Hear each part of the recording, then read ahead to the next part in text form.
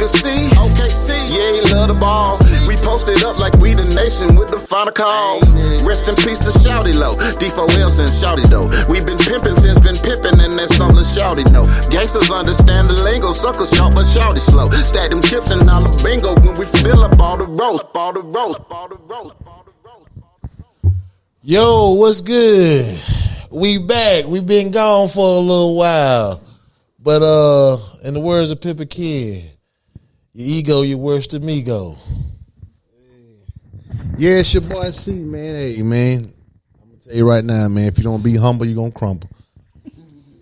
Hey, man, we back, but hey, I'm going to tell you the same thing I told you last time. Hey, subscribe to their YouTube, TalkIsTalkPodcast 864. Hey, let me say this right quick. We got a packed house in here tonight, too. Full house. Full house. Let me say this. Don't stop putting them 5-star reviews in. They mean something. Don't stop doing that. It don't cost you a dime to do it. That's true. Now, I ain't been able to tell Noah to hit the hand clap in a minute now. I could fake it and get my kids to do it or something. I want it to be organic. Don't stop sending them cash apps either. That will cost you a dime. but do it anyway. For the love. Yeah, definitely for the love, man. Like I said, we ain't been here in a while, y'all, because if you ain't been on a rock or something, you know, we got hit with Hurricane Helen. And boy, hey, it tore the city up. And Helen, but hey, I don't know, but it looked like them H's. That chick. Yeah. It looked like them H's hurricane come through South Carolina, and man, they do something.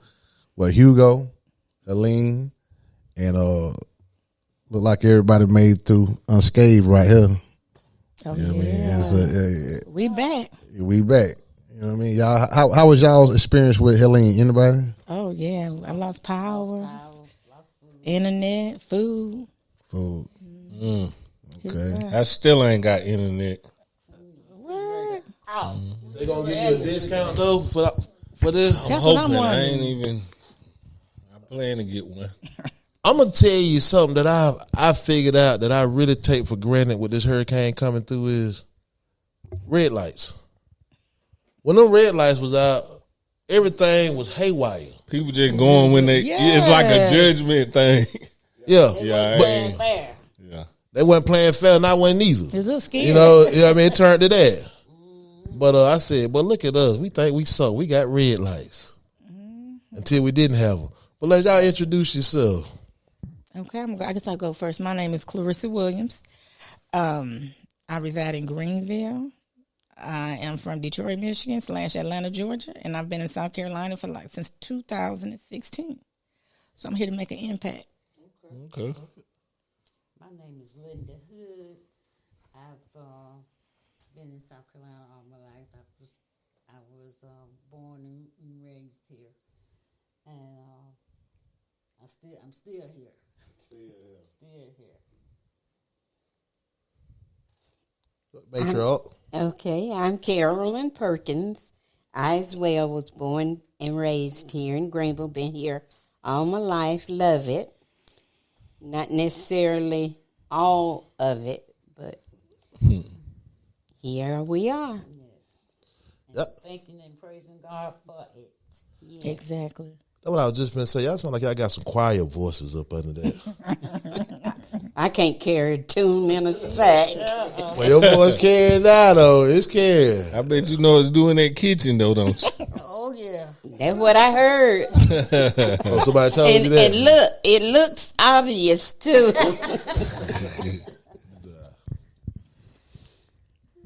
But, yeah, we got... we usually go over a couple current events first, and then we'll jump right into it. All right, just get y'all take on this whole Puff Daddy thing. Y'all, I'm gonna ask y'all now. I'm gonna ask y'all. What y'all thought I was gonna ask that? Who want to go first? My mama asked me I ain't about got no it problem today. telling you. I think he need to stay in jail. Should have been in there a long time before now. And anybody that don't have any more regard for a woman than what he does, he don't need to be free. Okay. So Freedom got a price. You believe in everything they saying about it? I'm talking about what I saw. Oh, what with Cassie? Just Okay. that. Okay, is yeah. enough for him never to get out of jail again. That was criminal. But Oh, that's enough to give him life. Yes. Well, we saw. Yes. you know they out. You ain't got no business. He treated that girl worse than dirt under his feet. He did. Yeah, he did. But you know what's crazy though? According to this judicial system, he don't pay his debt for that. How? By giving her $30 million, he paid his debt. I mean, according to this judicial system that we live in, that's how he. But yeah, morally, I get what you said. Morally, it's just a travesty. Oh, yeah. The sad part about that, y'all know Puffer Ray's better than that. I don't know. You don't think his mom Ray is better than that? Yeah, like she in it. So he was, She can put her hands on a woman. Just get a little bit biblical. Bible says if you bring up a child in the way it should go, it's not going to straight you. You might veer off, but you're going to come back. Yeah, That's absolute.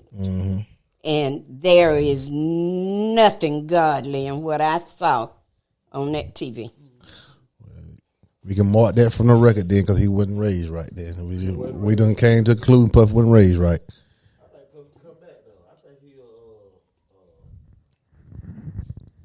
Yeah, I don't really. All these new allegations is what I'm more basing off of.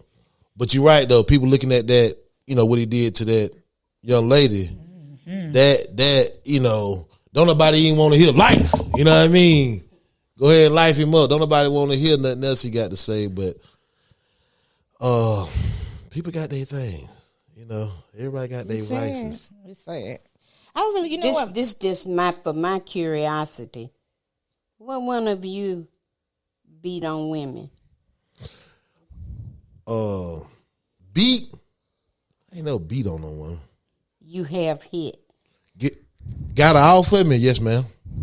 That's the difference. Yeah, I'm gonna get you So off of you're me. trying to say you were defending yourself. I'm always defending myself. Even if you see me out there with a man, trust me, I don't defend it myself. You know what I mean? Like it's always a defense thing with me. But see, this is my thing, right?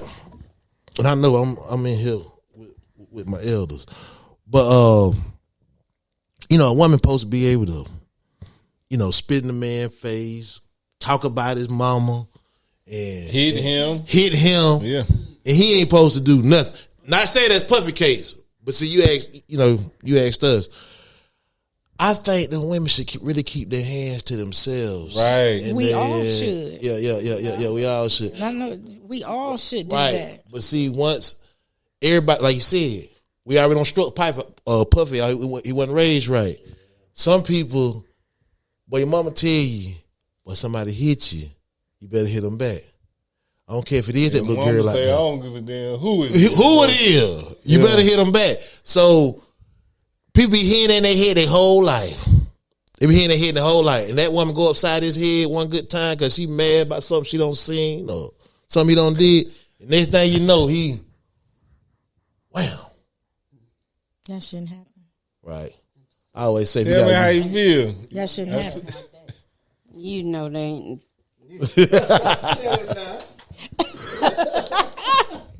No, that shouldn't be happening. Where is okay if it's you and a guy, it's equal. Mutual combat. Duke it out. Right. Whatever. Where is the balance between you and a woman? There is none. And that's why I say they should really keep their hands to themselves just to How you kill feel all about a woman hitting a man? It's not I've been cool. there, done that. Oh, you have? I sure have. Is That that was a long okay? time ago. No, since I'm 77 now, I know that that's not right. But when I was 25. 19, 20, in my early to late 20s, I thought that was okay, but I was acting with my heart more than my head. Right. But thank God he was the kind of person that would say, no, Carolyn, leave me alone. Yeah. And he never hit me back. Them the ones who keep getting hit. Well, Them guys. listen, I don't know. It didn't last, so I can't say. Yeah, but if I ever get mad enough for that, I'm just gonna go on and go about my business. That's right. Go ahead. Because you It's know, not worth it. I be thinking like this. You know, somebody make you that mad where you gotta put your hands on them. You know, man, you be on stroked out. You know, I mean, it be all kind of stuff. What is the gratification in that? Right. Put your hands on me. I mean, it's going to make me feel better. If I put my hands on you? No. Yeah. It's about self-control. Self-control. Yeah, You cannot let Absolutely. someone who's upset or dealing with you cannot let that take control of you. That's how you get yourself in trouble. So as we get older, we get wiser. Once we get wiser, when you know better, you're supposed to do better. Right. So we cannot. I mean, a woman should not put her hands on a man. But I really think that a man definitely should not hurt or harm a woman. It's time to say, I'm out of here. Leave. Right. Go on. So you don't want to get a criminal background. But So you go to jail. You got to get bailed out. And now it's going to be hard for you to get a job. Now that's domestic violence. You got to go to classes. You got to think about stuff like that. Sometimes they don't want you to leave. I had a woman do this to me before. Take my keys and park behind me and say, I ain't going nowhere. That's serious. That's when you got to get out of the relationship.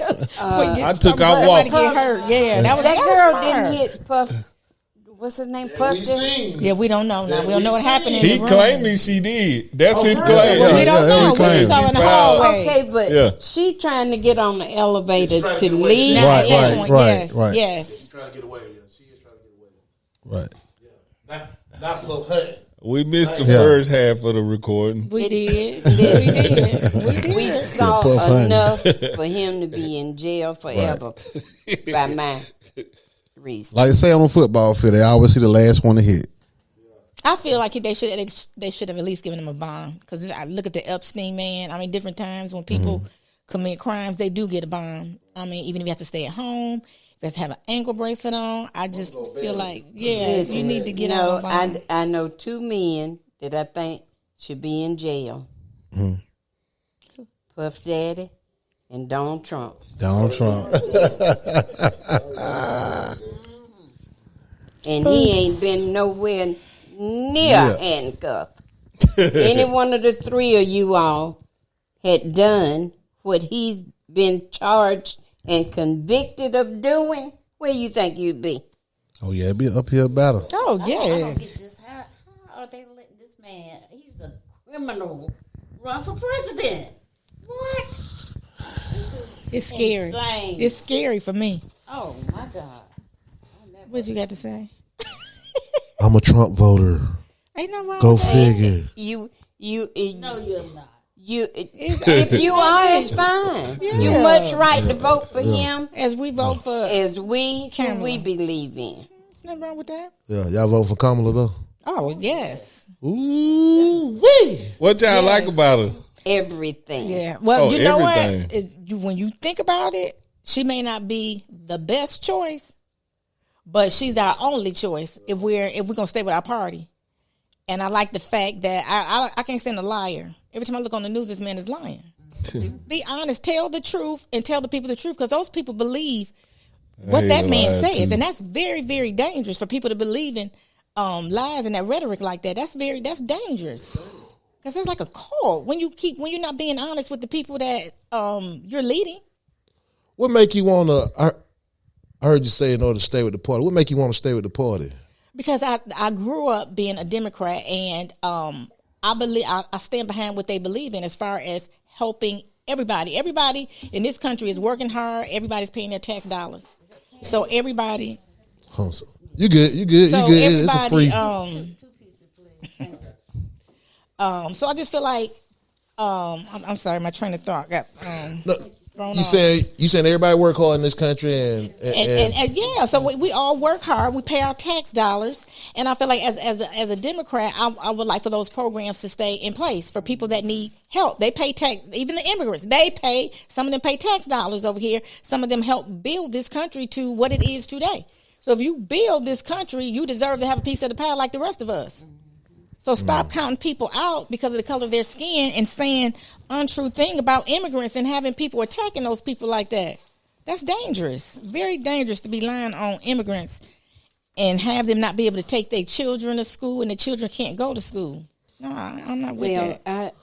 I don't necessarily think of party as much as I do what they are saying that they be able to do for America. If their policies are good, I don't care if they're Republican, independent, or whoever.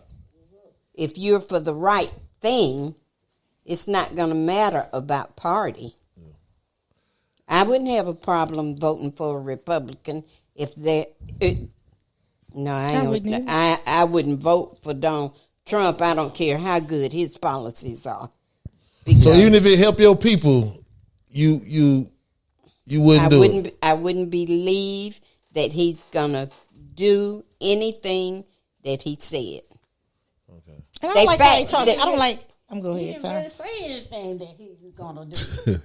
Yeah, he hasn't. He don't. That's right. He talked about himself. She talked about the people, and she's wanting to help us.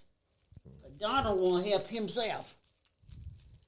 Rich and want to stay rich. Now, see, I look at it differently. I look at it like, I don't like how he talk to women. I don't like the name calling. That's disrespectful to me as a woman. And I can't tolerate that as a woman, letting a man sit up there and just call other women out their names like that. Come on, you got a wife? You got daughters?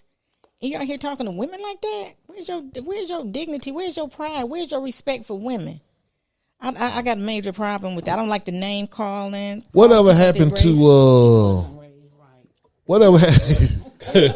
Ain't none of these men raised right out here.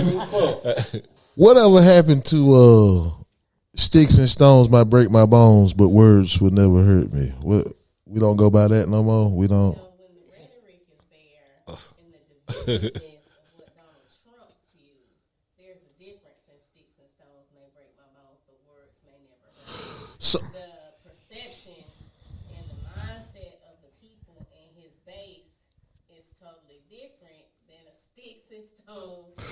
the base that they show you on the news, but there's a whole nother base out here that take that rhetoric look at a whole what they other way. did on January the 6th because of what he said. He stood there. We almost lost democracy that day.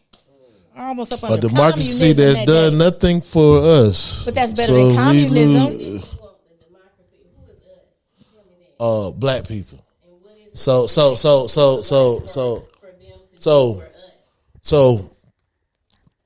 course, I just been asking questions just to see where y'all ladies' head was at, right? And one thing I heard was you said, the Democrats put some things in place that help people. It also helped people not help themselves, right? I don't agree, but okay, go ahead. I'm gonna hear you out. Yeah, because I heard you. Yeah, right. Well, I'm gonna hear you out. Right. Give me a for instance on that. Just say for instance, you're right. There are people that that need help, need SNAP program, need some other thing. But there's also some people that are very willing and able to get out there and go get it. Able, not willing. They Well, yeah, you're right. My bad. I misspoke right there. But they are able to get out there and go get it. And once the government give you these benefits or whatever, they ain't just giving it to you. Oh, you need help? No, I'm giving it to you. But guess what? Now you can't do this. Now you can't do that, because once somebody pay you, just like on the job, once they pay you, they got some say so on how you move and how you run. okay, I know our people, black people, we weren't born as slaves, right? That's just all we know. But we don't come from that though. I think given the chance, we can make our own way. Right? When you don't got help, you will figure out something. You're gonna figure it out. Period, point blank. So what might be set up for good, if we're going Bible, if it's my bad, what might be set up for bad can turn out to be a good thing. Right? So I guess what I'm saying is keep your benefits. Right? Because all y'all do is hold us back and destroy our families behind that. Okay. I know we've been hard on the black man. We have. We talk, but we killed Puff. You know what I mean? He ain't been convicted of nothing yet. We seen what we seen, but he ain't been convicted of anything. Not even that. Right? But if we don't get the help, I think we'll turn into diamonds. I think we'll come out this thing okay. Now, once we're talking about Kamala, right? We were talking about Kamala a while ago. She, we like her. Kamala. I thought I said it right. I said it wrong? I didn't understand it. Yeah, you did. Yeah, you did. That's why I didn't know who you were talking about at first. So you talking about Camp VP? Yeah. Okay, I'm sorry. Yeah, okay. I'm just gonna say this. Instead of, not saying that y'all do this, but don't take nothing they tell you. Because like you said, y'all said Donald Trump get up there and lie. Kamala. I said that. Y'all said I said it wrong. You said like the man on TikTok. You said Kamala. You did. Okay. That's all. I don't know. It's okay. That's all I'm saying. My bad. That's okay. You're good. Yeah. Just say comma. So Or Harris. how do we know that Kamala, whatever, I'm done with that. K. Harris. Miss Harris is telling you the truth. Well, they all lie. So that's common. Well, but no, they fact check them everything they say, They're all and they doing something unbeknownst to us that is not for the And some stuff they do unbeknownst to us, but we don't go look for it. We just take what they tell us that they do. Right. We just take it at face value. So I'm just saying we dig a little bit deeper. She disagreed. Oh yeah, I disagree. You want to get my? Well, okay. I'm gonna tell you one reason. I have some strong opinions about Donald Trump. When Donald Trump was in office, I was a black mother that could not sleep at night, knowing that I had a black son out there. The police had became so rogue and so gangster and just out of control. Every time I turned on the news, I was seeing a black man killed by the hands of our cops. And that disturbed me so bad as a woman who has a black son out there. Now that he's out of office, I don't see all the Aubreys, what's the young lady name? Breonna. I don't see all that going on as much as I did when he was in office. So once he became, because I couldn't sleep at night and just seeing all the black men that were killed. What's his name? Foreman. Yes, come on now. We don't see all that anymore. He's out of office. So now I can go to sleep at night knowing that my son probably will come back home since he's in office. But if he gets back in office, it's going to start all over again. I'm not going to be able to have good sleep good at night, knowing that Donald Trump is in the office and he can give a crap about a black man. He don't care if those cops, he don't care about bad cops. He don't do anything to those cops when they kill our children. Did it stop though? It did It's not. stop? No, I don't see all that killing. You see all that killing? Let me tell you this though. I don't see that anymore. Look up how many black people are killed by a police officer based off the president. When Democratic presidents are in, they kill more black people. You have to read that. Yeah. So, and that's what I'm telling you. Just because you don't see it, don't mean it ain't going on. Like, then that's true, and I didn't say Right, it wasn't right, going right, on. right, But right. I'm just saying, I didn't say it wasn't going on. What black When Obama men, got in, they really went crazy on us. Oh, absolutely. Yeah, they went crazy on us. But what black men have to realize that the system have only two places that they want you. That's either in prison or dead. And it's you look at it all around you every day. Jail or hell. And it don't matter whether you are guilty of whatever they are saying. You get the strongest charge or conviction that they can give you for the longest time that they can give you. They don't keep you out of society. Yeah, if you make out it. that police car inside that jail. If you make it.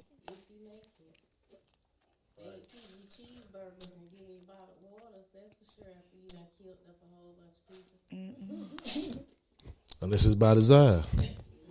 Right? Now, see, that's how we supposed to talk politics. Yeah. You know what I mean? Everybody, you know what I mean? People can't even talk politics They without cannot. screaming, yelling. Yes, they like kindergartners. Huh? It was. But it was. Yes. And you know, I always say this. They act like kindergartners.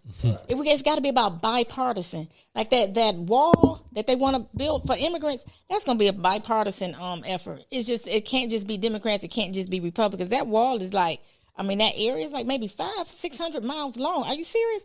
Who's going to be riding up and down 500-600 miles a day? They're going to knock that fence down. If you put a fence up, it's going to be knocked down unless you got some electricity. That's a hard project. That's a hard task right there. Coming through it. So it's something they're going to have to come together with the meeting of the minds to work on that one. Sound like you got a little sympathy for the immigrant. I got sympathy for anyone that's being done wrong and who's not able to exercise their freedom of rights, their freedom of speech. So regardless of what color you are, we are all human beings. We all need to be treated equally. We all need to receive the same type of treatment, the same benefits. We're humans. Well, and my take on that, though, the immigrant, they don't have a problem turning the Haitians around and stopping them. And you right about that, though. Sample few make it over here. That's true. And they sink them boats sometimes. Why can't they stop all these other folks? You ain't got no problem going out there in the ocean, and if you have to, sink in the boat said that right. that the Haitians are on. You right about intentionally. that. Yes. You are correct about that. Well, I do want to know, because I don't think you answered, and I would just like to know, what is it that we want them to do for black people? I hear people saying that, and that's just especially because Well. they say they don't do nothing for black people, such ain't do nothing for black people. What is it that what specifically do we want Well, for black people? well, the same thing. It's not beneficial for everybody, because once it's beneficial for black people, it's going to be beneficial for everybody. Amen. What's specific to black people? Well, that's not true in all policies. They got policies just for certain. Yeah. That's not true, but you're right though. Once they put something for black people, they blanket it around a whole bunch of other ethnic groups. But it's almost like this. The same. I mean, you got somebody black. Same thing if you go to Chipotle and you see your black cousin working right there. Right? You expect her to put a little extra meat on there. Just cause as a masses we do. As a masses we do. Maybe nobody in this room. I can't believe that. It ain't controlling whether or not she put a little piece of extra meat on. No. I'm just using that as an example. Once you because did we expect Biden to do something for us? No more than what is. That's the common theme that I hear, though. It's like Biden didn't do anything for black people. Obama didn't do anything for black people. Kamala hasn't done anything for black people. Donald Trump didn't do anything for me specifically. But he trained some policies and What woke some people one up. of them benefited you? Business owner. And before him, you didn't have the opportunity to be a business owner? But the money wasn't coming in like that. I can tell you that right now. Okay, but the now money. listen to what Kamala say she want to put forth. She want to offer you $50,000 to start up a small business, wherein the amount now I think is $5,000. Oprah say that's just a teeny weeny business, $5,000. But what could you do with $50,000? Is Donald Trump offering $50,000 for you to start a business? And see, that's the thing. Any conservative not gonna throw that bulk money out there. But what they will do is along the line, you get some tax breaks. Along the line is a business owner. Oh, you a billionaire? I'm not a billionaire. Well, that's the only one he offering tax breaks. That's the only to. one that the news is saying he offering. I heard it out of his mouth. You know, They tell you the tax he break. loved talking. They tell you the tax bracket and who's going to be penalized, and how much you're going to pay a percentage of your income. So we So know he the love numbers are talking. there. So He we loved don't talking. have to play games with that. I mean, the numbers are there. In regards to being a business owner, is that you specifically as a black person or just as a business owner? Well, see, as we can see up under this administration, the immigrant ain't got no problem starting businesses all up and down White Horse Road, right? I agree with you on that. They ain't got no problem starting business all up and down White Horse Road. I do know personally, people around me up under the previous administration was starting businesses and really thriving with them. But right now, the immigrant, that we are doing, wrong is also taking our place. And I'm always the first rule of law is self-preservation.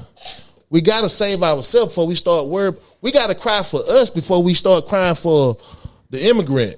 You know what I mean? Like, we still traumatized, and we got, we actually got a heart for the immigrant when we never had a foothold over here, period. And when we did get some type of gain, just go ahead. You finished. Yeah.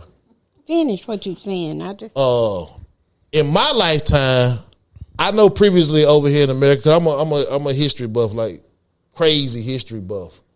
But in my lifetime, the only time I seen this with any type of economic gain, whether we did the right thing with the money or not, we had it, was during the previous administration. But I also lived through the crack era and the downtrodden and all that, as well. So, my bad. How many people black people do you know? Yeah, that's why I grabbed the mic. Let's get to why we really came. Yeah. Yeah, well, I want you to answer this stuff. How many black people do you know that actually tried to start a business and was turned down, or for whatever reason? Yeah, I know some people. I know some people that got to go down there to the tax office and get turned around time and time again because now this red tape, now this red tape, now that red tape. Yeah, I do know some people. So they are not given licenses. Well, you gotta take your right arm up there now. You gotta take your right arm up there now to go get your license and stuff. Yeah. I feel like they on a more fast track than where we would be on the fast track when they getting licenses and stuff like that. That's all. I don't know. But well, we got these lovely ladies here today, and oh no, you go ahead. She good. Well, yeah. We it's like we in the living room. You know what I'm saying? Okay. Now, I want to respond to something that you said that I totally agree with, but about a lot of the businesses on White Horse Road are owned by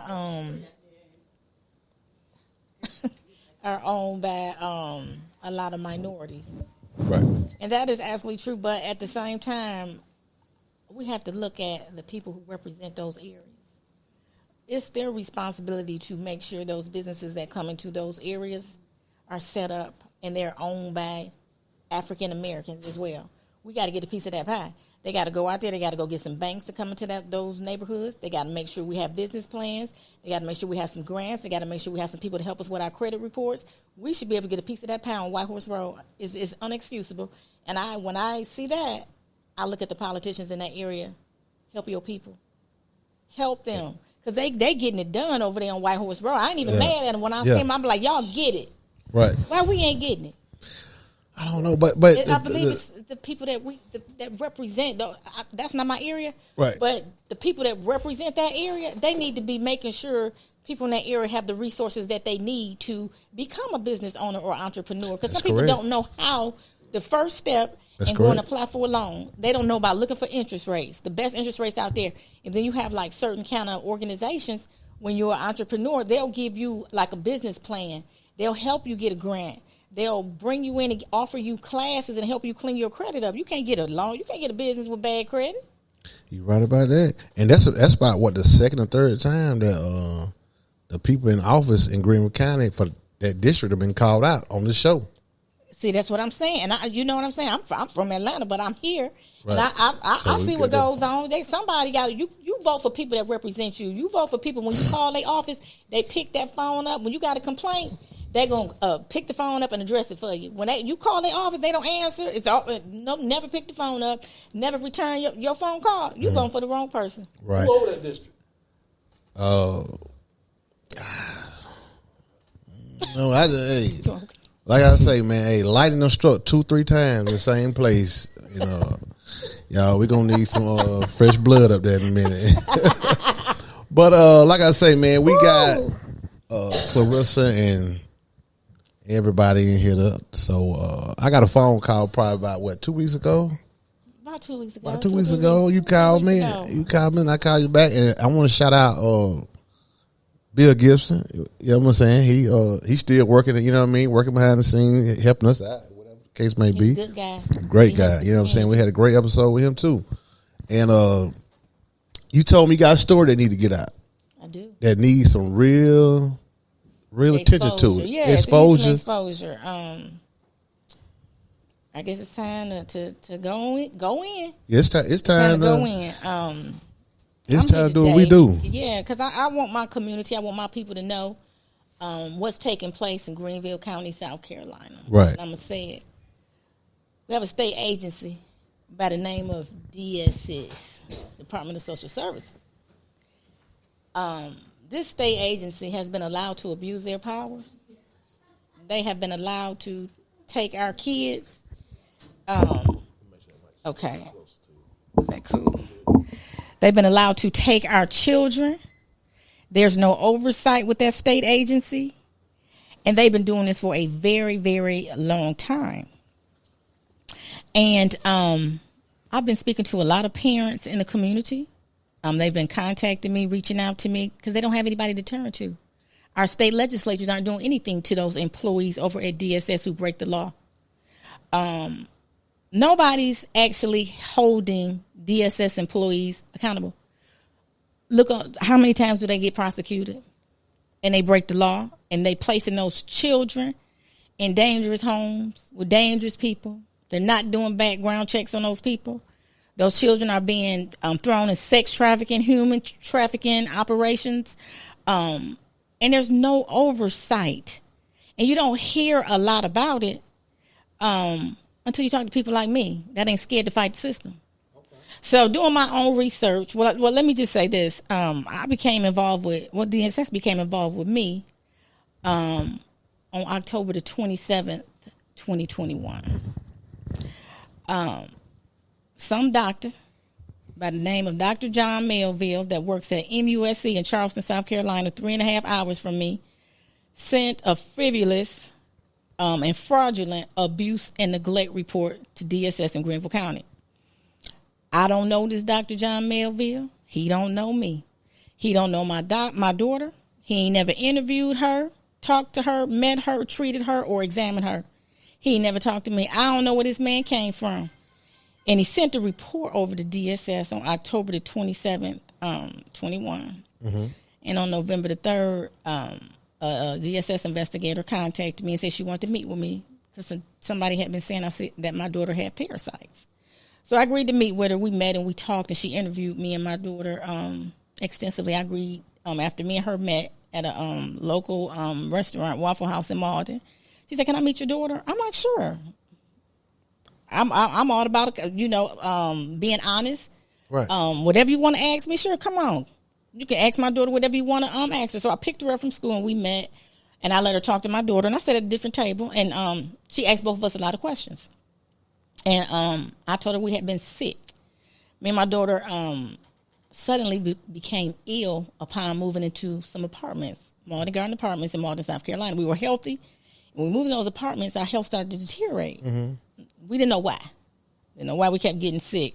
Then my daughter was having blood in her stool. She was having severe abdominal pain. She was vomiting. She was nauseous. She was having nosebleeds. She had insomnia. Her IgE levels were out the roof, which is really an indication of parasites or of some type of allergic disease. Right. Our skin got black. Our hair started falling out. We had to get on breathing treatments, inhalers. Everything that you could think of was going wrong, that could go wrong, was going wrong with us. And I run 5 miles a day. I'm a very healthy lady. I couldn't get any answers, but I knew something was wrong. So when I met with her, I described my daughter's symptoms and told her how we had been sick in that apartment complex. And when she met with my daughter, she asked my daughter a lot of questions about her sickness. And my daughter told her, me and my mom both have been sick. It's in DSS case dictation notes. Go read it. And my daughter described her symptoms. And I'll never forget that lady said, Haley Rogers, I'm saying it. How does your mom discipline you? She takes my electronics, my phone, my TV. Are you safe at home? Yes, I'm safe at home. Do you need anything? Nope. And when you look on the case dictation, she was like, the child was dressed nicely. She was clean. She said her mom provided all of her needs. She said she weren't feverish. She'd been sick. She described all these symptoms in the case dictation notes. And then she asked me about the parasites. I said my daughter was diagnosed and treated for parasites. And I said, so was I. And that was on November the 3rd. I'll never forget that day. November the 3rd, me and her talked. And she never told me I was under investigation for anything at all. Mm-hmm. The next time I heard from that lady was December the 14th, when she done took my daughter from school and handed me these 2 or 4 sheets of paper. Said, we took your daughter. We took custody of her. You need to be in court tomorrow, 2:00. And she had Malden Police Department with her. Now, this lady done went and got a police involved, knowing she got fraudulent documents that they done falsified and notarized these fraudulent documents. So now you done something really wrong. So when she gave me the papers, I almost had a nervous breakdown, heart attack, stroke, because I'm sitting up there looking, wow, what in the hell is going on? I couldn't even think. So that didn't even give me enough time to get an attorney, because the paper said be in court tomorrow at 2:00. What court? She didn't say family court. They didn't tell me what I did. They just handed me them 4 sheets of paper. When I read them, it didn't say anything. It just said due to the abuse and neglect. That's what it said. So to go take, and then when they took my daughter from school, they immediately placed her into foster care. And they're alleging that I physically abused her. The physical abuse is they're saying I took her to the doctor too many times. Damn. And then they charged me with medical neglect. And we know, common sense tell you medical neglect, and if you read the law, failure to provide medical care for the child. Right. So if I'm taking her to the doctor because we're sick, you know it can't be medical neglect. So they never did an investigation. So when I met with the lady at the Waffle House, she asked me to sign some medical release forms and a school release form, which I did. Now, I met with her on November the 3rd. That lady was supposed to have called my daughter providers and spoke with them.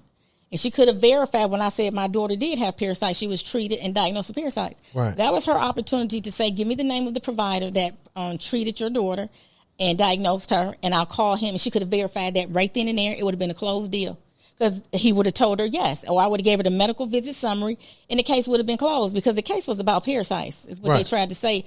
Munchausen, when you're pretty much when you're taking your child to the doctor unnecessarily and there's nothing wrong with the child. Right. But when you look inside her medical records, you can see all her symptoms. Okay. And think about it. If I was truly hurting my daughter, why come her providers didn't call DSS on me? Why some strange man that we don't know out the blue sent a frivolous report over to DSS? We don't know that man. Right. It would have been different if one of her providers had done that. I could understand that. But because they're... man get the information to make a call? I'm not really sure. Well, he sent the document over there. I don't know that man. I don't know where he came from. And then he put it on an MUSC progress note report. Took a hospital document and put it on a progress note report like he had been seeing my daughter. Then he said, I have not talked to this. Yeah, he said it was his opinion. Now you taking children on opinions without facts and evidence. And then he stated in his report, I have not talked to the child's mother or the child nor the child's providers. So he broke into her medical records because he's not her doctor. I didn't give him consent. That's a HIPAA violation. Right. So he broke into her medical records, and he put in his report that he actually reviewed her medical records through Epic Medical Reporting System. Mm-hmm. There's a lot of other things in there that he doesn't know my daughter's medical history. Uh-huh. And he misled the course because he never said that my daughter was referred to all those doctors. She had her doctors, they couldn't figure out what was wrong with her. So they gave her medical referrals to all these specialists, both of us, because they couldn't figure what it was. Right. Now, if they had done an investigation, that would have been fine. Because usually when you do an investigation, sometimes they'll remove the children and place the children with a relative. Right. Which would have been her aunt right here that she's very close with. And I would have been okay during that 45-day investigation period. Because when you read the law, that my state legislature said DSS got 45 days to do an investigation from the day they received that report. And it can be extended 15 days as long as a director signs off on that extension. They didn't have it. They didn't have no extension. They didn't have an extension. And the crazy part about it, when you think about it, is that when they filed those documents against me, they filed them on the 47th day. That case was dead at 45 days without an extension from the director. So when they filed it, when you look inside the DSS petition for ex parte, they changed the date and said DSS received the allegations on December the 3rd. They lied to the courts. They lied. That's called perjury. Right. And they had an attached affidavit with it. And they on that form, it was signed. It's supposed to be signed by my investigator. Her supervisor, Casey Shaw, signed that, forged that document. And an managing attorney by the name of Sam Weldon, because I'm trying to get him locked up and thrown in jail. Right. He notarized that document. They didn't think I was going to catch them. See, but I read contracts for a living. Right. He notarized, a managing attorney at DSS notarized that forged document. That would depend on you not doing no leg work. That's exactly what it was. They didn't think I was educated. They underestimated me because of where I was living.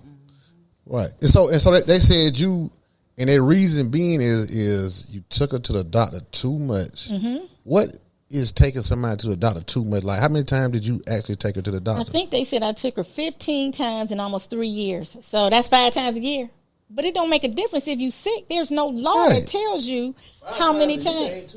No, that's a child. Yeah. My child was hemorrhaging. When she was going to do a number 2, it was blood in her stool. She was hemorrhaging.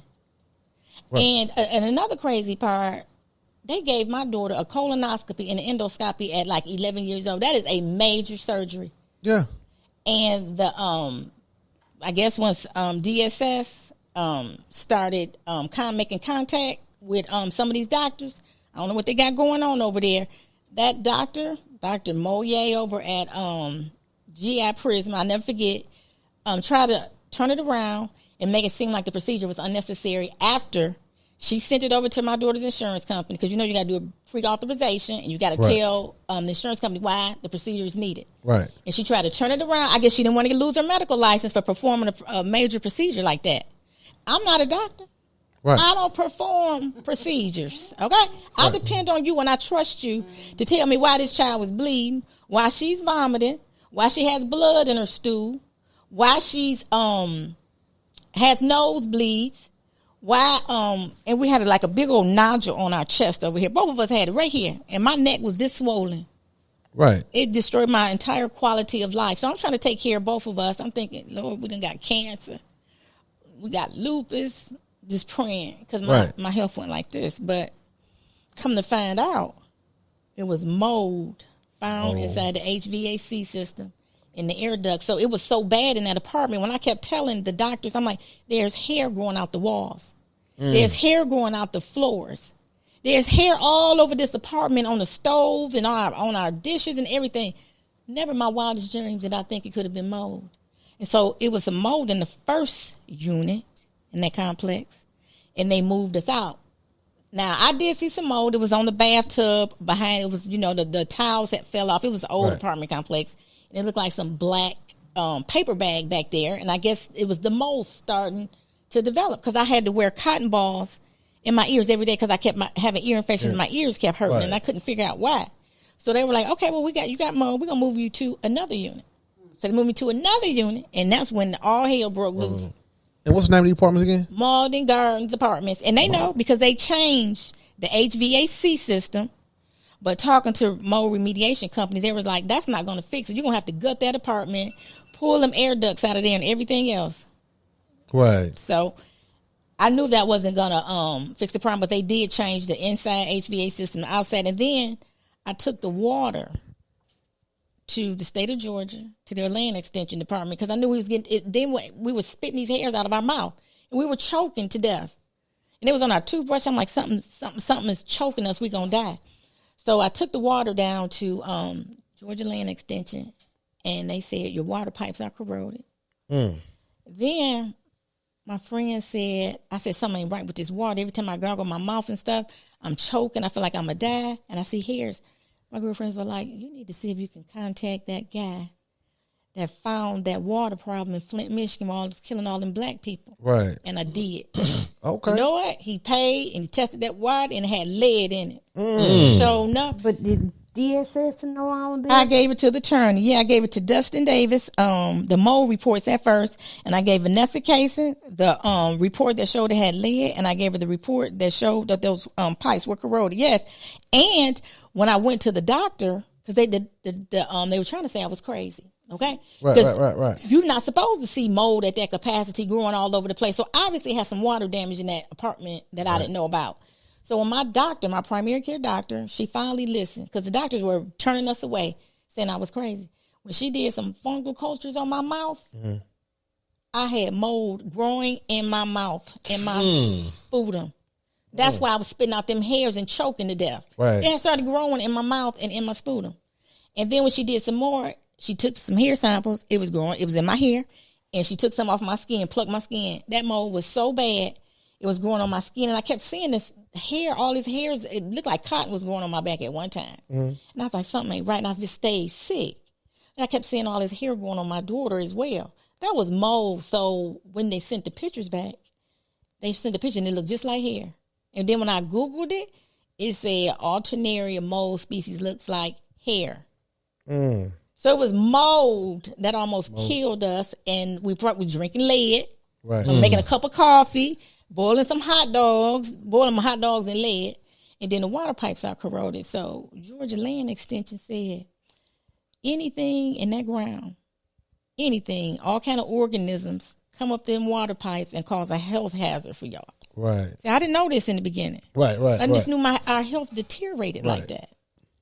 So they took my child from me and put her in foster care. And now let me say this: they issue an ex parte. Let me tell you what ex parte hearing is. Okay. It's a sneaky, dirty, corrupt way to kidnap children. And what it is the one party will go to a judge and tell the judge that the child is in danger. They said my child's life, health, and safety was in danger while she was in my custody.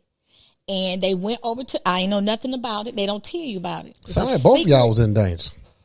Yes. And we had the same specialist. And what they did was they had a hearing. And when ex parte hearing is where the defendant won't be there. So you're not going to be there at all. You're not going to know about the hearing. It's going to be the judge and DSS in that courtroom. And I ain't going to be there. So I couldn't defend myself against those allegations and those lies. And the judge, by the name of Tarita Dunbar, showing up. And you can watch my YouTube channel, Clarissa Speaks the Truth, because that's what it is, and that's what I'm here to do. Right. Because I want justice. These people got to be stopped. And she signed that ex parte order, and she lied. She said, DSS made every reasonable effort to prevent removal of my daughter. That's a lie from the pits of hell. I ain't know I was under investigation. And they ain't make no, and when you read DSS reasonable efforts affidavit, that's a sworn affidavit. You know what they lied and said? What? DSS had no knowledge of the family prior to the removal. How did you meet with me? How did you go to her school and take her? Right. And when you look on the form, my address on the form, and she signed that order, and by law it says in order for her to sign that order, it got to be because they can't find me or I refuse to consent to let them place my daughter. I would have let them place my daughter with my aunt when they did the investigation. I don't have nothing to hide. It's all about transparency. Right. But see, I think this is based on belief and information. When they went over them 45 days, they knew they were in trouble and they didn't do their jobs. So then they ran over there to try to get that little which they did. Judge Tarita Dunbar signed it. But she was only supposed to sign it if I was unavailable or if I refused. But the affidavit just said DSS had no knowledge of the family prior to the removal, and it says no services were offered. So the judge put in her court order, that DSS made every reasonable effort when DSS said no services have been offered to this family. Okay, now who lying? Right, that's heavy. And I busted that judge, and you can go look at that video because it got almost 500 views just on YouTube alone.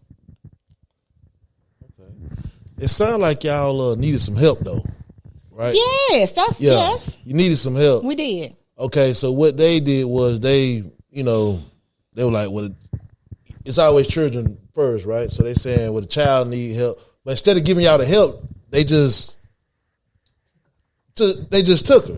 And didn't tell me. If they had told me, look, you're in investigation for physical abuse and medical, I would have called an attorney that day. Because I knew I have not hurt or harmed my child. This don't have anything, let's be clear. This don't have anything to do with me putting my hands on that child. This has everything to do with a mother who loves her child, and the mother and the child is sick. They ain't even consider. Now, you would have thought somebody with some common sense, all these doctors, and like I said, if our skin was the same color as theirs, they would have helped us. Okay? Now, common sense would tell you a mother and a child, both sick, got the same symptoms, got the same specialist. They weren't sick. When did y'all first get sick? You would have thought a doctor would have put that together, because sometimes when a doctor really try to help you, they would have said, sound like it could be something in that apartment, maybe making that mother and that child sick. They started putting in my medical records that I was crazy, because they didn't. Most people, you don't see mold to that capacity. It's not supposed to be an apartment like that, growing inside of your residence like that. Right. So every time we would go to the doctor, since they had put those notes in there, non-compliant. One time I just found out today, you put that word non-compliant in there, DSS coming. So they tried to make it seem like I was You got pictures or anything? Yes. Okay. And then when I went to court, my attorney gave that was an exhibit showing that the mold, the fungal culture came back positive, growing in my mouth and my sputum. And her face. She could just pull that stuff off her face and roll it up. Just coming out of her skin. My eyes were bleed. My eyes would just bleed, and they would hurt so bad. And I'm like going to the emergency room trying to figure out why are my eyes bleeding? Why are my kneecaps this big? Why I'm going to the emergency room? Because I'm having respiratory issues. My inflammation, my face was so huge and black. And my neck was so big, looked like the size of a Rottweiler. Right. And I used to cry. Like right now, my face, my friends and family, they know my face I'm still going through it, because they said sometimes it takes years for that stuff to get out your skin. And it destroyed my quality of life. And when DSS took my daughter, they placed her with her father in Georgia. He is a 2-time convicted felon. 2 times now, in the state of Georgia. He was on probation when they placed it with him, and he had a probation violation, and he had did over 10, 12 years in prison. They did not do a background check on that man. Because and I've been reading these laws, when you place a child in another state, I think it's called ICPC, that is a interstate law. Well, all 50 states have to follow it. That's a federal law. You must follow that law. Before you can place a child in another state, you've got to have approval from that other state. They did not have approval from Georgia to put my baby in that state. That's kidnapping, and they placed her over state lines. And see, that's one reason why she got abused by her father. Because if they had done right, South Carolina, and got approval from Georgia, they would have gave her a case manager. They would have made sure she had health care. My baby did not have health care when she went to Georgia with that man, and he did not have health care. So she was stuck like Chuck with him. And So there was nobody to oversee the placement in Georgia. And since then, her life has spiraled out of control. He left her at a hotel in the state of Georgia and booked to New York. You hear me? And I went down to the hotel looking for her, crying, called Gwinnett County Police Department. She didn't want to talk to me at first because she got a lot of stuff going on with her. Now, you just think about it. You take a little 13-year-old girl by herself and you place her in the state of Georgia in a house and where he travels back and forth to New York, and you leave her in the house 17, 18 hours a day by herself with no therapy. And I couldn't see her. My daughter stayed with me until she was 13 years old. Right. That's a very critical time in a teenager's life to take her. Critical. Yes. Yeah. And not to have her mother there to tell her no about, birds and the bees, about what to expect with her personal body as she's going through changes with her body. She got to ask her dad. Right. You know how embarrassing that is? And then I didn't even see her for 8 months. They would not let me see my baby for 8 months. I begged. I cried. I called the case managers. I called my public defender, Vanessa Kaysen. She works with DSS. Vanessa Kaysen works with DSS. So if you see that, go read her reviews on Google and see what people got to say about her. She works with DSS, and she worked against me, told me I need to cooperate with DSS. I'm going to cooperate with somebody to kidnap my child. Right. And this ain't about me hitting her, smacking her. This is about me trying to get answers. Right. And my daughter's life is out of control. I don't even know where she's at to this day. I have no idea where she's at. You don't know where she's at? No. Period. I do not know. She's supposed to be in Georgia. She's supposed to be, but her father left her with a stranger at a hotel, and he left to go get a job in New York. Okay? DSS in South Carolina knows this. DSS in Georgia knows this. But South Carolina been doing everything within their power to try to cover this up, and so have those family court judges. Every last one of them got a falsified court order from Judge Rita Dunbar, Judge Rochelle Connors, Judge Catherine Tiffany, and they are on my YouTube channel. All three of them judges lied and said DSS made every reasonable effort to prevent removal of the minor child. If those people had came and talked to me and told me what was going on, like I said, they could have placed her with my aunt. But what kind of treatment do you give a mother who takes a sick child to the doctor? What kind of treatment do you give them? Yeah, they wanted her to take a treatment plan. What kind of treatment do you treat a mother that's going to and take medication? Pills. Want me to take some to get you out your to get you crazy? Then you won't never get your kids back. That's a setup. Get you out your mind. That's a setup. Yeah. And you know a lot of hold on, a lot of women. I always say that it had to be real bad for, at least what I thought, until that's what this is for, education. I thought it had to be real bad for them to take their kids from a mother. But when they actually do, right? Because I know a couple cases. Most of those mothers are not fighting that, and that's probably why they so sloppy with their work. They're not used to nobody. That's part of it. Fighting. They like, we can do whatever we want to do. That's exactly what happens. Exactly. Yeah, these women don't know. And I'm sorry. Go ahead. A was about to say something. She she all right. wrap up. I was just gonna say, with the 45-day thing, I guess that's business days. As far as them taking a child, DSS can't take the children. That's why they have to go through either law enforcement or a judge. We have to get permission.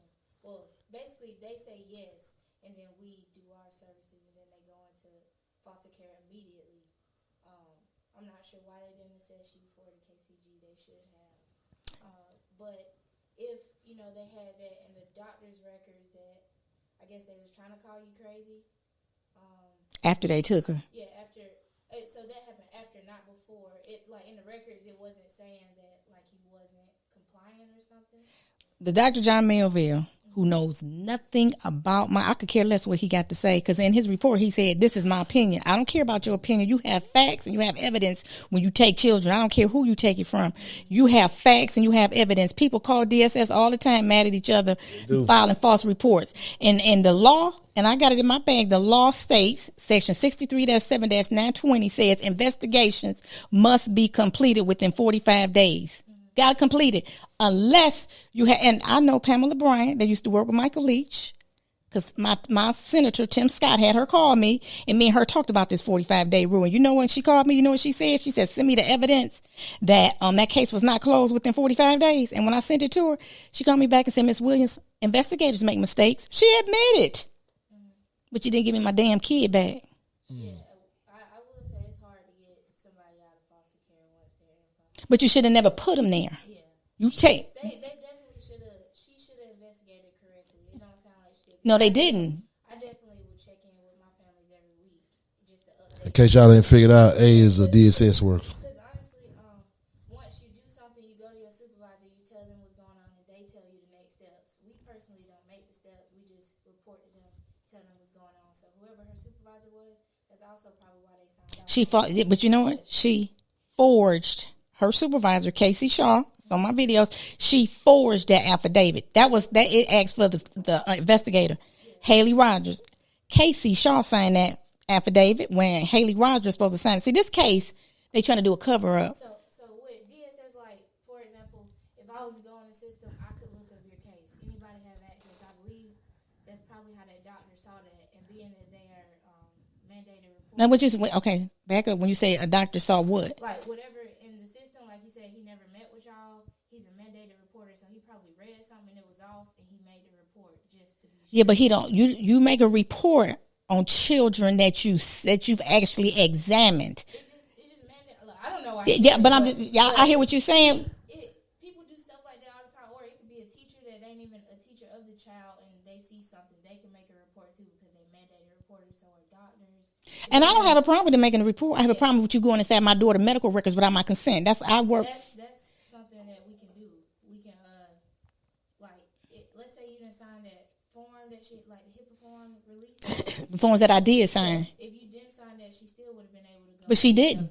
She ain't do no investigation, baby. The I only was about to say it don't sound like no, she didn't, because everybody that I went to and that looked at those papers, even the community activists within the community that works with Medicaid, they all seen that. That lady, they changed that date to say they received that case on December the 3rd when they got that case on October 27th. It ain't no excuse for that. You lied.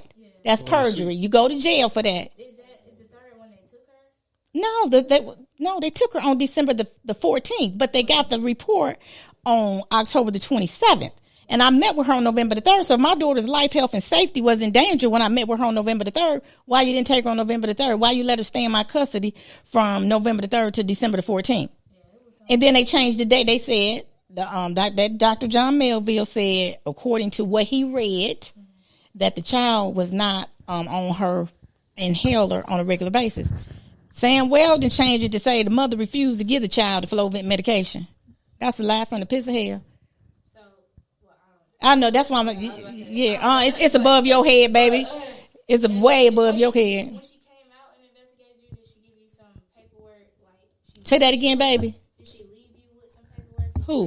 Like the investigator? No, honey. All I signed was a school release and a medical release. And like I said, in her affidavit, she said DSS had no knowledge of the family prior to the removal. So she tried to make it seem like soon as they got the report, it was an emergency and they snatched her out the house. Lady, no, I met, and then I've seen the case dictation note. She put the interview in there where my daughter told her she had been sick, described her symptoms, and told her she was safe at home with me. But then they turn around and say her life, health, and safety was in danger. So whose word you going to take? A 13-year-old child that know her body that you got the interview on? Or you going to take this man's word that don't know nothing about what he talking about and don't know nothing about my child? If they had put my daughter on that witness stand, she could have told him. They didn't do that? No, honey, this is kidnapping. She should have told you before that, We know that now. Yeah, that's why we here. So it's just... I do have a question, because there's a lot that's been going on with this, but for it to be a minor child, and then all that she's gone through, for there to be no follow-up or follow-through with the case manager or anything, because once the case was closed, then who is following this child? That's a minor child, but once the case is closed, then DSS is not doing anything, and then they say you need to go to a private attorney. outside of that. So why would DSS, if the health, safety, and Well-being. well-being of a child is of importance to you, and that's your responsibility, why would you close a case and leave a child unattended and unmanaged with no one following them? So especially in another state. I was about to say, I'm guessing they closed it because they placed her with her father, and he was in agreement. So with the background check thing, if you're a biological parent, no matter what you got in your background, as long as it's not like sex offender or you're on the registry or anything like that, they can place them with you. That's not true. That's not true. You ever heard of the ICPC law? Interstate Child Protect. No, when you read that, it tells you before you put a child in another state, they put her across state lines. Read the law. Yeah, you still have to do a background check. That's, if it's nothing like but they didn't. and They didn't do a background, darling. No. And then you know what it tells you? From the time you start that process, it takes 60 days for all those background checks to come back, and the receiving state has to approve that placement. You just can't take a child that's a resident of South Carolina and throw her in another state. So I've been doing my research, and I've been talking. somebody went and assessed his home. No, they lied and said they did. And then when we go to court, you know what they said? We did a Zoom meeting. They did a Zoom meeting. But the Guardian ad litem in their report said that she should never have been placed with her father because of the long hours that she would be left unattended and unsupervised by herself. I think in the report they say something like 17, 18 hours a day. It sounded like what happened was you was giving them a run for their money, and they tried to get her out of the system so they could get rid of you. That's exactly what they did. No, I ain't going nowhere. I ain't going nowhere till some judges go and handcuff. You kidnap my daughter. For one thing, she don't have anything to lose. Heck, they done took everything, done ruined this child's life, both their lives, and absolutely her daughter's life. She's so mixed up in the She needed head. her mama the most. Does that person still work there? Like at DSS? She probably I don't think she does. You ever heard of Haley Rogers? I don't know. I work in Lawrence County. Oh, so you wouldn't know. Yeah, but when I heard that she wasn't there, and then the Pamela Bryant, my call, because I knew them people railroaded me, and I knew they had, me and my daughter were victims of criminal activity. So because I'm called, if I really hurt my child, do you think I'll be going to these great extremes and reaching out, going on social media? You're going to see videos of these. When you call a judge out, you better know what the hell you're talking about. Right. You better have some strong evidence. If they could prove that what she is saying was not true, they would already have her in handcuffs. Or serve me a cease and desist, not service, so we can go inside that courtroom. So, and I won't go look at my YouTube videos, because let me tell you something. You can't lie about a transcript. And let me tell you what they did. You know about an ex parte. Actually, it's a corrupt way that you're not going to be there. So somebody can go down to a judge and say you done beat the hell out of them, and ask the judge to sign that order to arrest you, and you get arrested and you don't know nothing about it. So with an ex parte, whoever tried to do it, they probably tried to get law enforcement to do it first, and they denied it. That's what people do when law enforcement, like, my supervisor has tried to get me to do an EPC before. That's what it's called when they take you out your wherever. And when I brought law enforcement with me, they said they didn't have any, right grounds. Yeah, But after the 45 days, it's what dead. do you do? After the 45 days, that's why I was saying, like, was the 45 days just business days that she? No, when you look at Well, it don't say 45 business days. It don't count the weekend. Yes, it does. Because when you read, I got the law, the section code. Have you ever read the section? Now, let me tell you something. The section code law is the Bible. And I'm going to pull that out my bag. Because anybody, if you're dealing with DSS, I want you to get that. I'm sorry, I'm finna get up. Because this is what I want you to get, ladies. Because you need to know, them family court judges over there, they kidnapping your babies. And you need this law right here. Okay. Law. So, I'm a businesswoman. This right here, I want everybody to see it on camera. This is the law. This is what my general assembly, my state legislature say that DSS and family court judges got to do. Ain't no way around it. This is the law. And I'm going to read it to you because I want you to hear it. Don't say nothing about no business, daddy, baby. 63-7-920. It's what on 60 what? 63-7-920.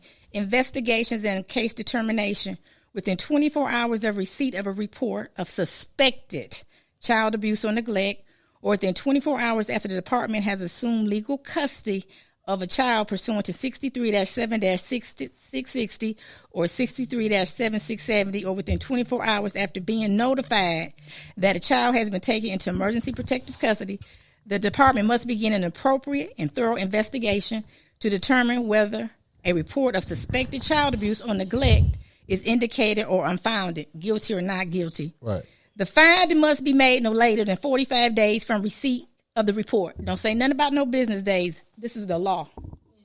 And it says a single extension of no more than 15 days may be granted by the director of the department or the director's designee for good cause shown. You have a reason. You just can't just throw a sheet of paper and pull it out the junk drawer pursuant to guidelines adopted by the department. This is your law book. And I don't know why they don't have y'all reading this so y'all can make sure y'all ain't breaking the law. Because you need to know this, baby. That people need to know this. And beyond that, their own guidelines say that they should try to place the child with a family member or friend or somebody rather than just throwing them into foster care with total strangers. And when they interviewed and came out and visited me, I told them that twice before I'd already been caregiver to, well, foster kids, I guess, because one was my granddaughter. I got her when she was 4, and another was my niece, and she must have been, 13, 14 when she came. And each time they did the investigations so that, I could be okay to do it. And when they came to me for her daughter, they say, I agreed with her mother, the child's mother. So they didn't want to place her with me because because I'm saying that y'all doing something you got no business doing. Right. You don't have rights to take, no rhyme or reason to take this child from her mama. And then after they did that, why you didn't put her with me? Right. Somebody she would know, be with almost daily, and who's a law-abiding citizen. And one of my videos, I said my auntie has retired from AT&T. She's had over 25 years on her job. She's been in her home over 40 years. She's a law-abiding citizen. She's never been arrested. She's the pillar of the community. She's the matriarch of the family. No criminal background crimes or anything ever been committed. She's a clean, law-abiding citizen. This is who she should have been placed with. Exactly. Right. Now, if they had done a background check on her father, like I don't care if that is her father. If this man got 2 felony convictions, he's on a probation violation. That means he ain't following the law. He clearly ain't gonna follow it. So, and then when you read the report, now you probably know this. Judge Catherine Tiffany put in her order, this child can be protected. This child's father will protect her. She'll be in good hands. We don't have anything to worry about. He's a pretty much a law-abiding citizen. But then when you look at DSS report, you know what they said? The father, now this is quote, the father has failed to take responsibility for the welfare and safety of the minor child. Okay, you just said he failed to take responsibility for the welfare and safety of the minor child, but the judge said he's a good person and that the child should be placed with. No, South Carolina. Oh, okay. Oh, so that ain't what she's trying to do. I don't know why. But it's going to come with some money, though. Well, no, let me tell you why it's taking so long. The first attorney let me tell you, I did some research. DSS gives family court money. And I read in the article, and they had it. And they don't tell you how much money they give family court. And they're supposed to do certain things with that money. But it's no oversight committee. Remember we read the article? There's no oversight committee. And I'm saying it again. For all three of those judges to line those court orders, if you watch my videos, you would see it. I said it's a benefit to it. It's something, it's either power or money. That's the only way I'm going to put my livelihood on the line or possibly go to jail. Got to be power or money. Or somebody is like, maybe their significant other work for DSS or something. Because I don't know. Say that again, sweetie. I'm So, or it's like they date or something's going on. Because somebody asked if the investigator, does her parents work for DSS or something? It's something like. You think it sounds like something? Because it just don't make sense to none of us for it to keep going round and around. And then the sad part about it is, I have unsupervised visitation, but I'm a child abuser. They charge me with physical abuse. What you have unsupervised visitation? Unsupervised visitation, but I ain't never hurt that child. I don't know. Yeah, that's. Yes, I'm saying. It definitely sounds like messed up situation. It really is, and it's unfortunate because my daughter had a good life. She went to Legacy Middle School. By the time she was a smart honor roll student, by the time she would have graduated from that school, she would have had an associate's degree at 17 because she started school early in Atlanta. She has a late birthday, so she went to a private school. So the birthday rule didn't apply. So by the time she would have graduated from Legacy, she would have had her associates at 17 and a bachelor's at 19, and she wanted to go to Clemson or Furman. She was on she was on the volleyball team. She was on the dance team. We attended Long Branch Baptist Church. She was on the youth ministry department over there, and she was a member of the Urban League. She was a wonderful student. Now these are all things that she ain't got no she counseling. had her involved in. Right. The things that a good mother, try to do and instill. She did send it to the Supreme Court as well. Okay, which, we got out to the Supreme Court. South Carolina Supreme Court sent it back, and for DSS to correct it, or Well, am I misspeaking? No, they denied. Well, the Supreme Court denied to hear the case. So I filed an appeal, but this is tricky too. That ex parte hearing, there's no transcript. In order for you to file an appeal, you got to have a transcript. See, I learned this by talking to a gentleman. Said that's how African Americans get railroaded, and they get the death penalty, and they get long periods in prison because there's no transcript. If there's no transcript, you can't appeal. You stuck with that judge's decision. So that's when I knew. I said, these people railroaded me. They done set me up and frame me because ain't no transcript. And so, when I asked South Carolina Judicial Branch for a copy of the transcript, they came back and said, Ms. Williams, are you sure you went in front of Judge Tarita Dunbar on December the 13th? I said, well, I didn't go in front of her, but they're alleging that they had a hearing. And when you look on the court order from Judge Tarita Dunbar, it used to tell you all the parties who was in court. Ain't nobody name on there because ain't nobody go to no hearing and they ain't had one, honey. They ain't had no hearing. So I said, okay. What they didn't say her recorder wasn't working. They didn't say her recorder didn't pick your hearing up. They said your hearing is not on Judge Tarita Dunbar's recorder. So that recorder was supposed to tape that thing. They gotta send something in though. They gotta type something up. Ain't a thing, honey. Let me tell you, South Carolina Judicial Branch, who was over all the courthouses in South Carolina, manager Tammy Holmes emailed me and said, Miss Williams, it's not even on the docket.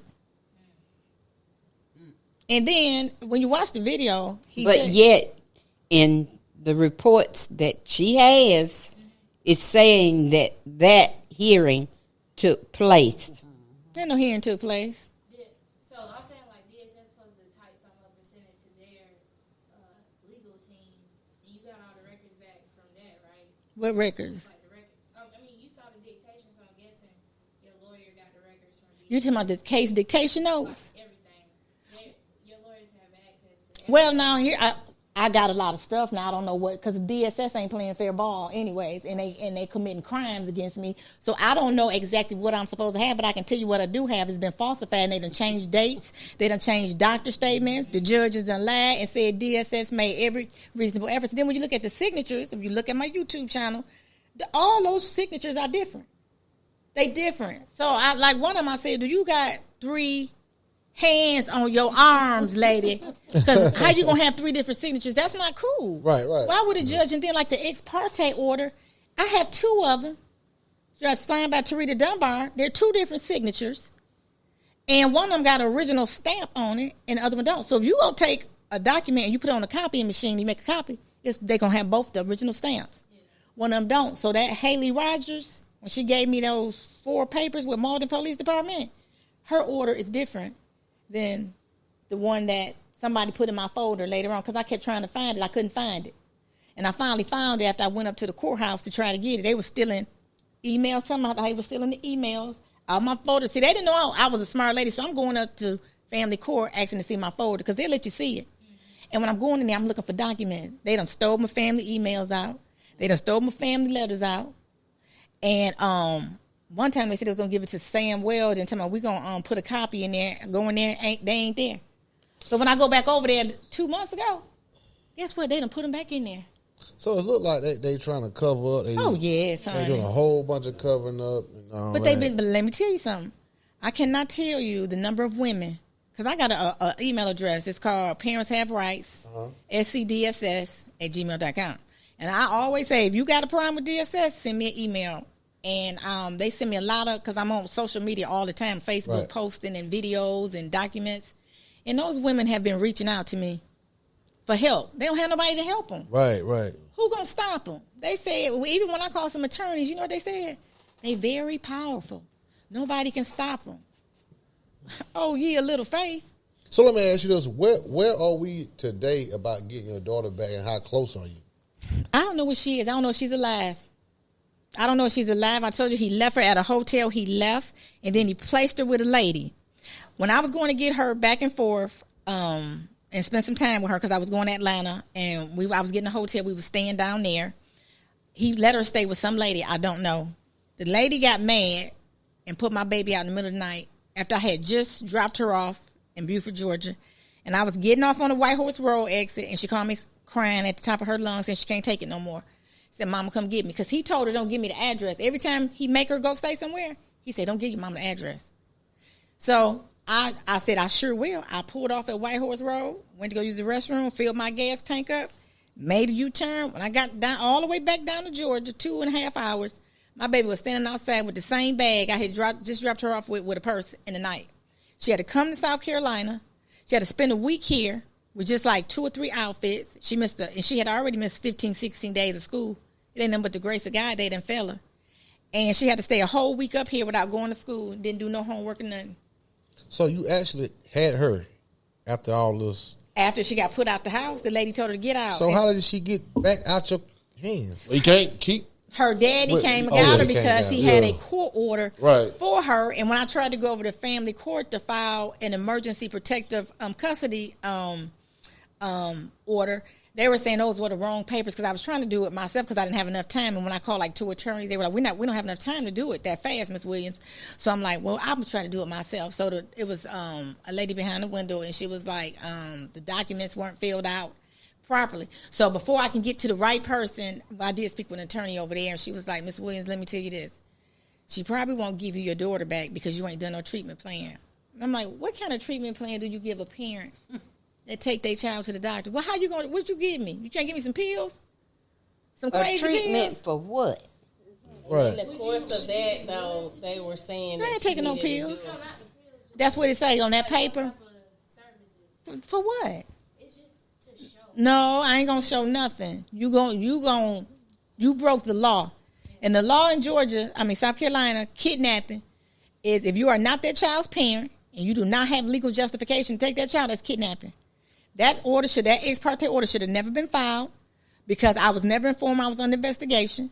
Judge Tarita Dunbar could only issue that order. She had probable cause and A-N-D if I was unavailable or I refused to let my daughter be placed somewhere.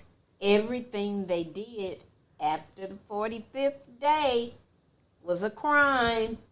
Right. It was illegal. And when she had her daughter here, that's what I mentioned earlier, in trying to get some help, then they were saying that the case had been closed, so she would have to do a private action. So contacting DSS or even law enforcement, there was no assistance available. And I did. I called law enforcement. Then I called law enforcement. I even went down there that time when she got put out the house. I went down to Greenville County law enforcement, and they did give me a document.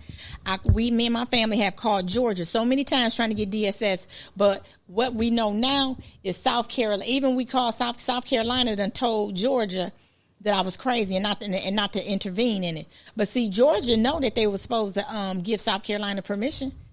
They were supposed to approve that placement because you cannot place a child in another state without their receiving state agree to accept that child.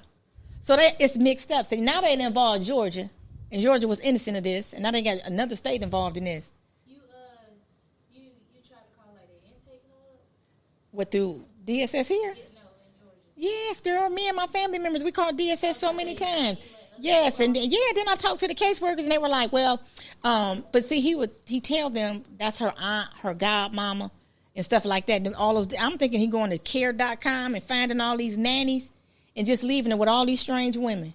So she's doing everything wrong under the sun. How old is she right now? She just turned 16 on Thursday. You know what school she went to? I do, but when I ain't lost my parental rights. Right. So you could go up there. They won't tell me. He done told him not to tell me. He told him that he got full custody of her. Well, then you would show them a document saying that he doesn't. Well, when I called, they said, we can't tell you anything because we have a paper. I don't know, because he does a lot of stuff wrong. I told you he done been convicted of 2 felonies. Ain't no telling what he done gave them people. So they won't talk to me. I told her that night when we carried her back to the hotel. In Atlanta, And, Georgia. well, he was there, but He was? she was going to be staying at that hotel while he go to work in New York. Yeah. And I told her that, honey, he'd had to take me to jail. I never would have carried her back down there. Like a PI? Private investigator. Yeah. Have you ever thought of that? For No, what? 'cause I don't think I need one. They just need to give me my goddamn kid back. That's all it is to this. You know what I'm saying? She fine. I'm a mother. I get I'm serious. Because when you, where she was, like, you didn't know where she was, at least you could. what I think I need to, yeah, that's what I'm thinking. I'm gonna have to get an attorney that I trust. Because I had 1, 2, 3, like 4 different attorneys. The first one just stopped calling me back. The second one told me if I didn't take that treatment plan, I wouldn't get my daughter back. The third one was a public defender. Yeah, but you don't have to bow down to that though. I hear you keep saying that as if I gotta do that. Yeah. Go along, get along. Right, but you shouldn't even have to do it. You shouldn't even have to do it. That's her Exactly. child, yeah. That's right. It ain't right. Yeah, damn what they looking that's at called though. breaking the Yeah. law, and that's But- called kidnapping. The guardian ad litem that they wanted to try to give her Oh, yeah, they tried to point me a guardian ad litem saying I'm crazy. said that Yeah. that she had never had any kind of evaluation or anything, so they couldn't say that she was loco. And then when she went to the hearing, the judge said, "Who signed off on this order?" The judge that signed off on the order said, "Who signed off on this order?" So why don't you know Her signature on it. Why don't you know what you signed off Right. on? But then but then you know what the DSS attorney said? I said, and I stood up. I said, Your Honor, they said you did. She said, so you don't think you need a guardian ad litem? I said, no, I don't. And then my guardian ad litem, I'm going to tell you, his name is Brent Rucker. That is the most honest, that's the only honest person I've dealt with throughout this case. That man stood up and defended my honor and said it was not fair for them to be making those type of accusations and allegations against me, and that I had never had a psychological evaluation. He said the only person can do that, can order that, is a judge. He told him this lady is competent, she's educated, she's smart, and she understands the process.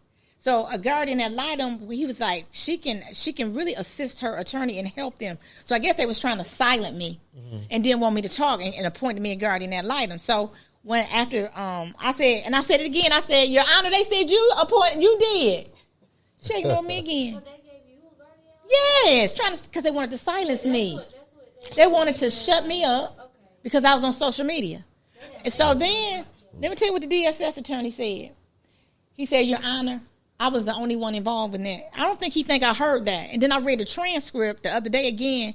He said, I was the only one involved in that.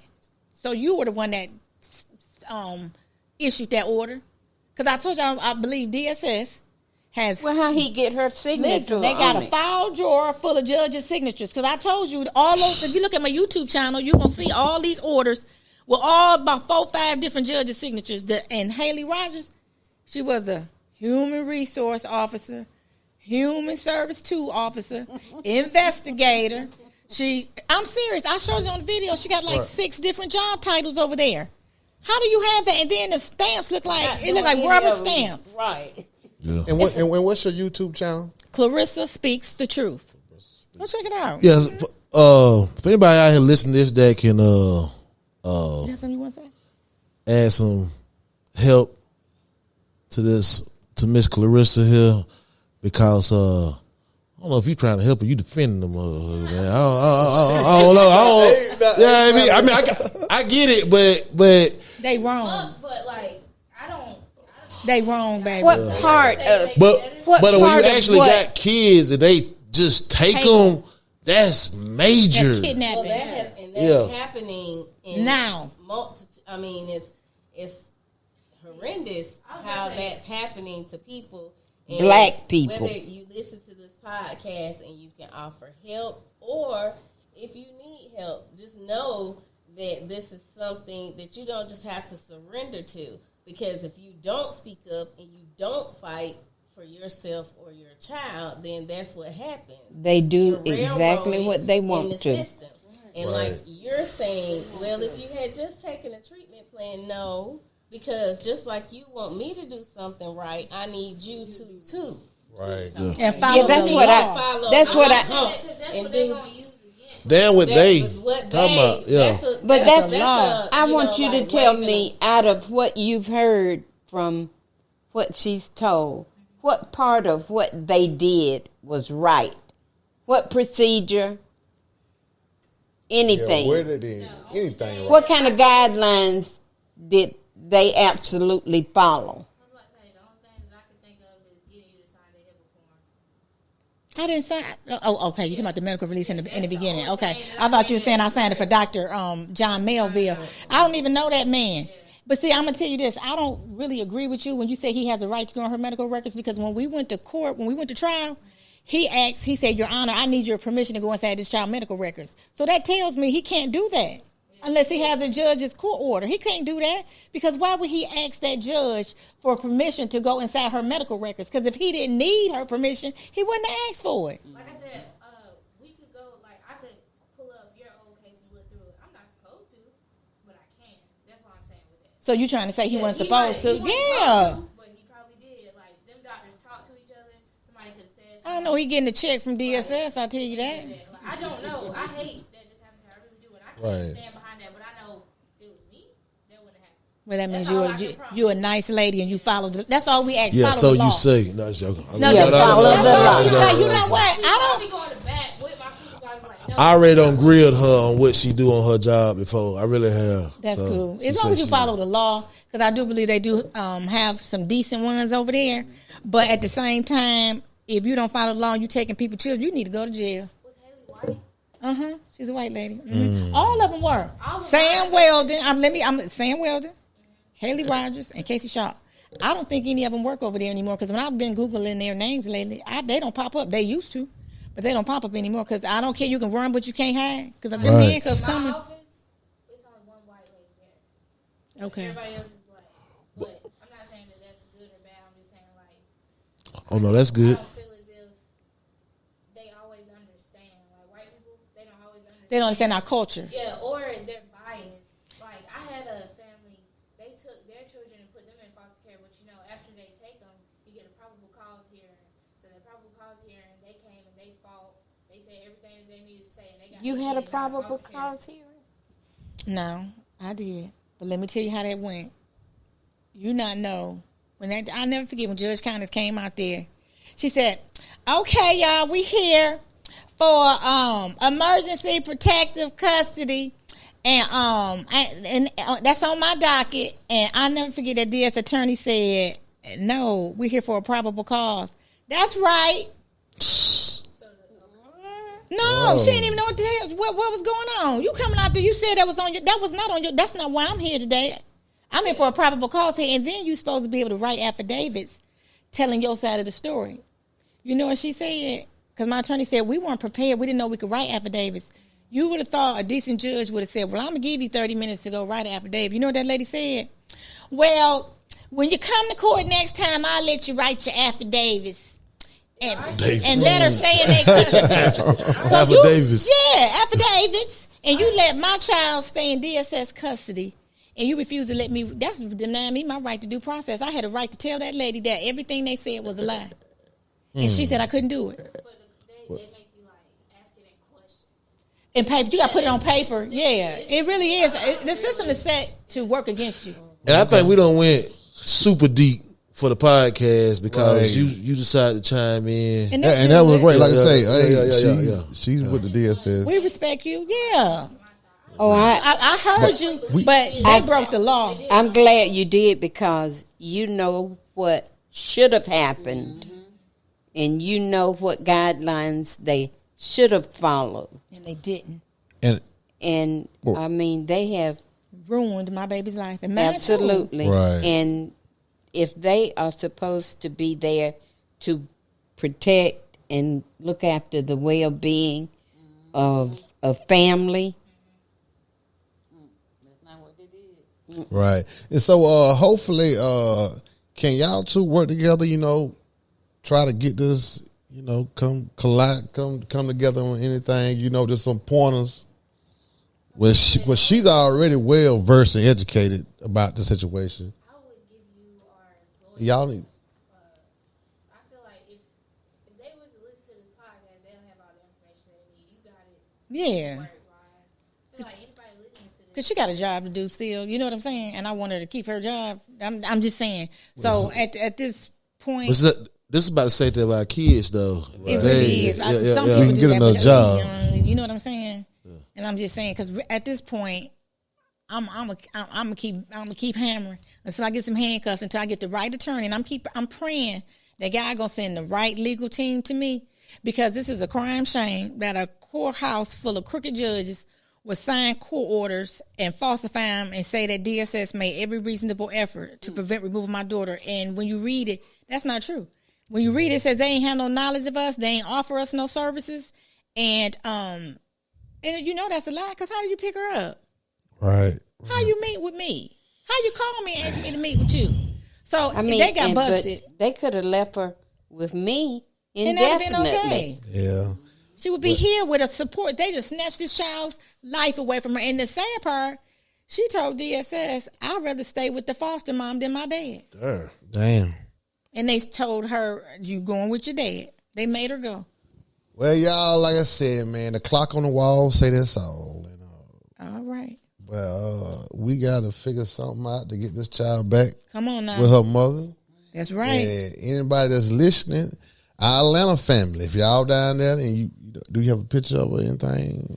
I do. I can put one up there if you go to, like I said, my YouTube channel. There may be, my Facebook. It's public. I made it public now because I want Right. the public. I want public awareness because this is public corruption, and it's Clarissa Williams. And if you type in Atlanta, Georgia, you'll see it. I got on all black, and you'll see all my posts that I've been posting about my case, because I'm not, as long as I walk the face of this earth all the days of my life, Right. I'm not gonna never leave these people alone till me and my daughter get justice. And Right. it's not just about money; it's about justice. Right. And fighting for having a voice for the voiceless, because these parents are scared of the system.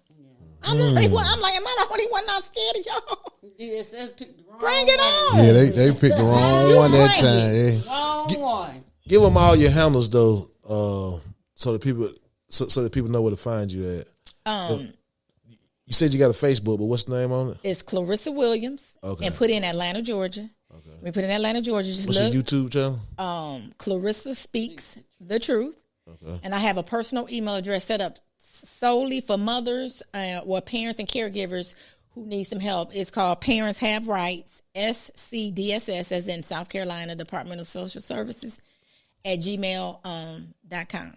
So those are 3 ways you can reach me. And like he said, anybody, good attorney, a civil right attorney. I really want Ben Crump to come on through for me, because this kidnapping operation got to be stopped.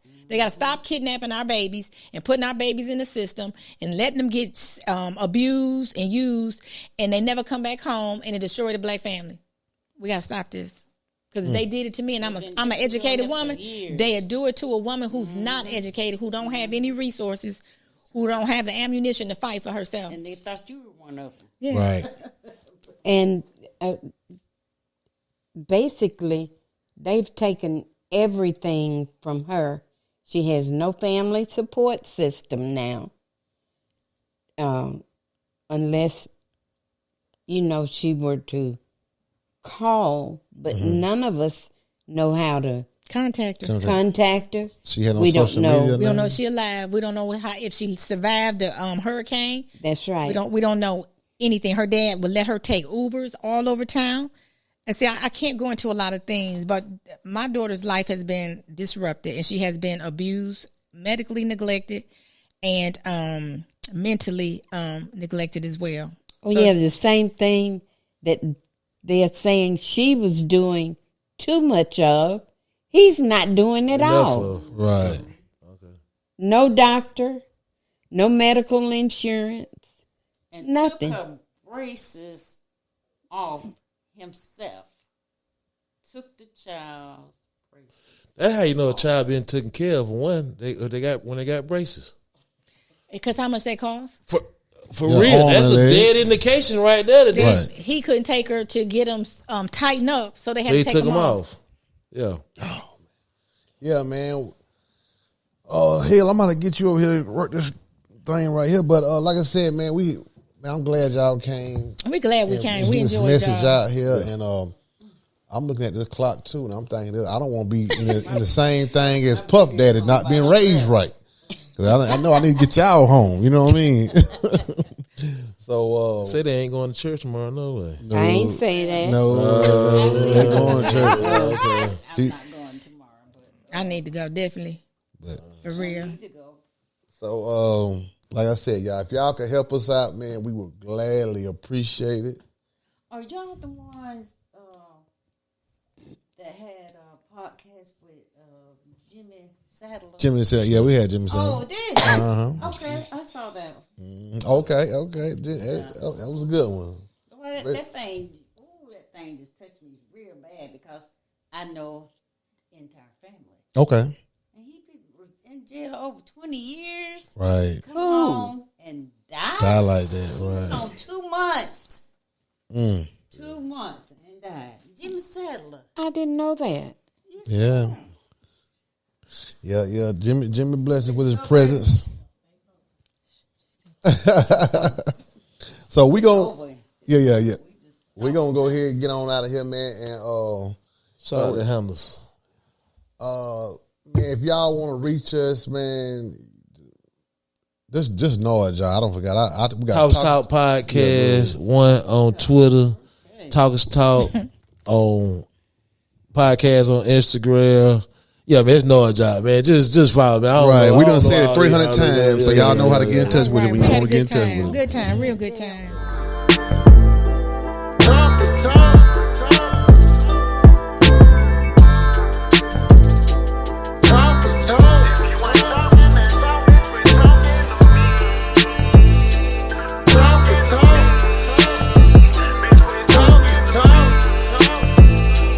Talk is talk. Talk is talk. They call him Dun done it all. Hail Mary, he an animal. My nigga C, yeah, he love the ball. We posted up like we the nation with the final call. Rest in peace to Shouty Low, D4L since Shouty though. We been pimpin' since been pimpin', and that's something Shouty know. Gangsters understand the lingo, suckers sharp but Shouty slow. Stack them chips and all the bingo when we fill up all the roast.